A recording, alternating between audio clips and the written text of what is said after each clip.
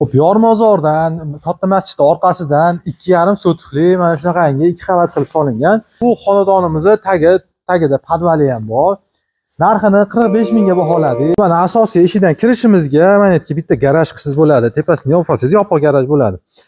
Bu o'ng qo'lda mana 2 qavat qilib solingan, plitalar bosilgan, sanuzellarga ega korobka holatida 2,5 sotikli xonadon sotuvga qo'yildi. Xo'p, asosiy eshikdan kirishimizga ro'parada bitta mana yerga mehmonxona qilsiz, bunisi ham korobka holatda.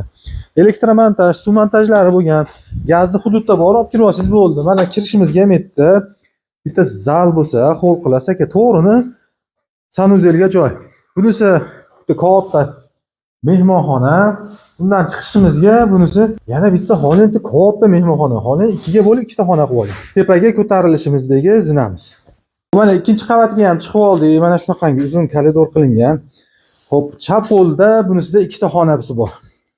Bunisi bitta spalniy qilsiz, bunisini ham bitta spalniy qilsiz. Holi mana bu yerdan bitta devor urilsiz. Ikkinchi qavatga mana bu yerdan bitta eshik ochib olinsa, bu ham bitta sanuzel bo'ladi. Ikkinchi qavatda bitta sanuzel bo'ladi. Kichkinagina balkon qismi ham bor. Endi buni yonida yana xuddi shunaqangi bitta katta xonamiz bor. Buni spalniy qilsiz, ichida o'zini sanuzel bilan birga.